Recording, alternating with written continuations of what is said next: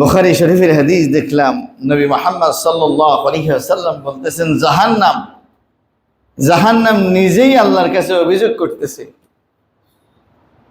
ইয়া রাব আকালা বা'দি বা'দা, আমার একাংশ আরেক অংশকে খেয়ে ফেলতেছে।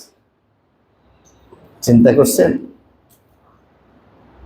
জাহান্নামের উত্তাপ কি রকম, যে জাহান্নাম নিজে আল্লাহকে বলতেছে, আল্লাহ আমার উত্তাপ এতটাই বৃদ্ধি পেয়েছে যে যেন আমার একাংশ আরেক অংশকে খেয়ে ফেলতেছে।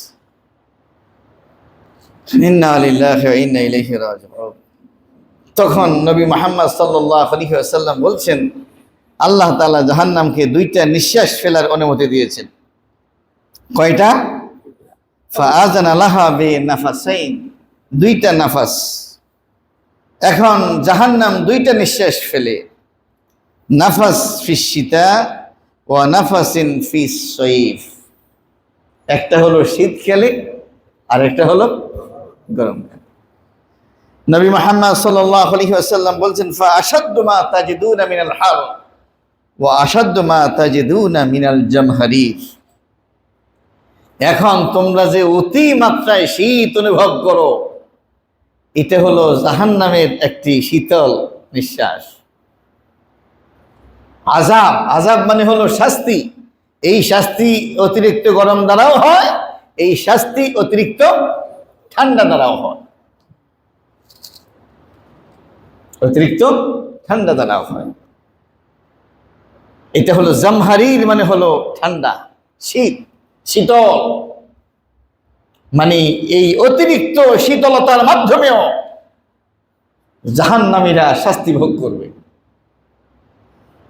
আর অতিরিক্ত গরমের মাধ্যমেও জাহান্নামীরা শাস্তি ভোগ করবে। তো দুনিয়া তো আর শাস্তি দেওয়ার জায়গা না, দুনিয়া হলো পরীক্ষার জায়গা। কিসের জায়গা? কিন্তু পরীক্ষার্থীরা যখন পরীক্ষা বাদ দিয়ে আজে বাজে কাজে ব্যস্ত থাকে, তখন তাদেরকে মনে করিয়ে দেওয়া হয়, তোমরা কিন্তু পরীক্ষার হলে আসো, সময় শেষ হয়ে যাচ্ছে। হ্যাঁ, এই মনে করিয়ে দেওয়ার জন্য আমাকে আপনাকে আল্লাহ তাআলা যৎকিঞ্চিত সামান্য শাস্তি দেওয়ার সিদ্ধান্ত গ্রহণ করেছেন।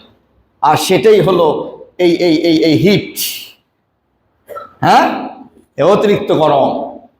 আল্লাহ তাআলা আমাদেরকে এই মুসিবত থেকে মুক্তি দান করুন। সবাই বলেন আমিন।